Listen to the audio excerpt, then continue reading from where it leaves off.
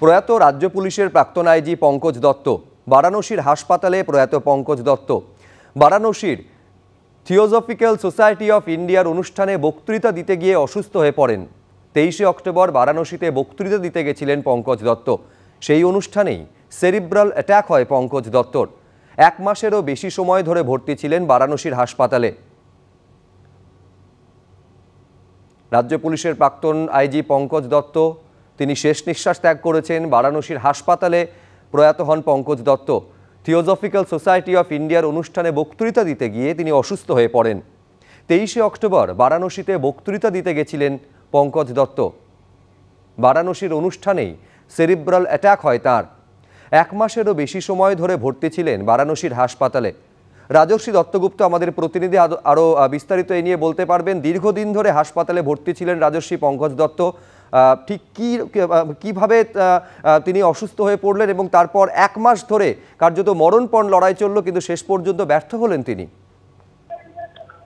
একদমই শুভজিৎ, শুধু 1 মাস নয়, 1 মাসেরও বেশি সময় ধরে তিনি বারাণসীর ট্রমা কেয়ার হাসপাতালে ভর্তি ছিলেন এবং গত 23শে অক্টোবর থিওজফিক্যাল সোসাইটি অফ ইন্ডিয়ার একটা অনুষ্ঠানে বক্তৃতা দিতে তিনি গিয়েছিলেন বারাণসীতে, সস্ত্রীক গিয়েছিলেন এবং সেই দিন অনুষ্ঠানে তার বক্তব্য রাখার কথা ছিল। যখন তিনি সেই অনুষ্ঠানে যাচ্ছেন তখন আচমকাই তিনি অসুস্থ হয়ে পড়েন। তার নাক মুখ দিয়ে রক্তক্ষরণ শুরু হয় এবং সঙ্গে সঙ্গেই তাকে বারাণসীতেই ট্রমা কেয়ার সেন্টার, একটি হাসপাতাল, সেখানেই তাকে ভর্তি করে দেওয়া হয়। তারপর থেকে কার্যত তুমি বলতে পারো 35-37 দিন তিনি সেখানেই ভর্তি ছিলেন। তার অস্ত্রোপচার হয় এবং একটা ডাক্তারদের বোর্ড গঠন করা হয়েছিল যারা নিয়মিতভাবে তার চিকিৎসা, তার শারীরিক অগ্রগতি, শারীরিক অবস্থার অগ্রগতি কি হচ্ছে না হচ্ছে সেই দিকে খেয়াল রাখছিলেন। বেশ কিছুটা সুস্থ হয়েছিলেন মাঝে এবং তার চিকিৎসায় সাড়া দিচ্ছিলেন, কিন্তু তারপরে কিছুদিন আগে আবার শারীরিক অবস্থার অবনতি হয় এবং দীর্ঘ একটা সংগ্রাম বলা চলে যে তিনি লাগাতার মানসিক জোর রেখে এই চিকিৎসায় সাড়া দিয়েছেন, চিকিৎসা পদ্ধতি চলেছে এবং লড়াই করেছেন।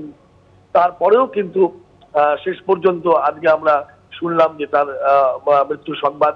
অত্যন্ত একটা শোকের ঘটনা এবং প্রাক্তন আইজি পঙ্কজ দত্ত অত্যন্ত প্রতিবাদী চরিত্রের মানুষ ছিলেন। তিনি যে কোনো সামাজিক ঘটনার প্রকাশ্যে তিনি তার অভিমত প্রকাশ করতে কখনো কুণ্ঠাবোধ করেননি এবং তিনি খুব দৃঢ় ভঙ্গিতে তার বক্তব্য, যেটা তিনি আইজি হিসাবে, প্রাক্তন পুলিশ কর্তা হিসাবে তার যে অভিজ্ঞতা লব্ধ, যে তার অভিব্যক্তি, সেটা প্রকাশ করতে কখনো পিছপা হননি। আমরা বিভিন্ন সময়ে দেখেছি যখন বড় বড় ঘটনা ঘটেছে, কলকাতায় হোক, রাজ্যে হোক, তখন তিনি কিন্তু তার অভিব্যক্তি প্রকাশ করেছেন। একেবারে অত্যন্ত স্পষ্ট বক্তা এবং আপোষহীন ব্যক্তি হিসেবে পঙ্কজ দত্ত পরিচিত ছিলেন। আমরা ফোনে এই মুহূর্তে অধ্যাপক বিশ্বনাথ চক্রবর্তীর সঙ্গে যোগাযোগ করতে পেরেছি। বিশ্বনাথ দা, অজস্র প্যানেলে পঙ্কজ দত্তর আপনি সহবক্তা ছিলেন, শুধু তাই নয় ব্যক্তিগতভাবেও আপনি পঙ্কজ দত্তকে অত্যন্ত কাছ থেকে দেখেছেন। বিশ্বনাথ দা, পঙ্কজ দত্ত আজ শেষ নিঃশ্বাস ত্যাগ করলেন। এই শেষ নিঃশ্বাসটা পঙ্কজ এত তাড়াতাড়ি শেষ হয়ে যাবে বিশ্বাস করে ভাবতে পারিনি, একেবারেই ভাবতে পারিনি। আমার বারবার মনে হচ্ছে যে মানুষটা শেষ হয়ে গেল না, আমরা শেষ করে দিলাম। আমার বারবার মনে হচ্ছে মানুষটাকে মনে হয় আমরা শেষ করে দিলাম। এই মানুষটা আরো সৎভাবে বলবার, সাহসের সাথে বলবার আরো হয়তো সময় পেতেন, কিন্তু সেই সময়টা আমরা দিলাম না তাকে। আমার বারবার মনে হচ্ছে যে এই মানুষটা যে সততার সাথে পুলিশ অফিসার হিসাবে কাজ করেছিলেন, যে সততার সাথে তিনি সামাজিক বিভিন্ন প্রতিষ্ঠানগুলোর সাথে যুক্ত ছিলেন, যে সততার সাথে তিনি তার বক্তব্য সমাজে রাখতেন, সেটা হয়তো আরো দীর্ঘস্থায়ী হওয়ার সুযোগ ছিল। কিন্তু সমাজ, আমাদের ব্যবস্থা কিন্তু তাকে গলা টিপে মারল বলে আমি মনে করি। এবং আমি তোমায় বলতে চাই যে ওইরকম একটা সৎ মানুষ, বিরলতম মানুষ, আমি যখন কো প্যানেলিস্ট হিসাবে তাকে দেখতাম, আমি আশ্চর্য হতাম যে একটা মানুষের কর্মজীবন যদি 100% সততা না থাকে, তাহলে একটা মানুষ ওই ওই সততার সাথে প্যানেলে বলতে পারে না, যখন চারিদিকে চাপ, তখন চাপের কাছে মাথা নত কখনোই তিনি করেননি। চাপ মানে চাপে তার নিরাপত্তার রক্ষী পর্যন্ত সরে গেছে, তাতেও তিনি মাথা নত করেননি। তিনি আইনের কাছে গিয়ে তিনি কিন্তু আবার দেহরক্ষী ফিরে পেয়েছিলেন। আমাদের সমাজে তুমি জানো যে মানে সততার সাথে বাঁচাটা খুব কঠিন। আমাদের সমাজে তুমি জানো যে মানে সৎ ভয়েস স্বর রাখাটা খুব কঠিন।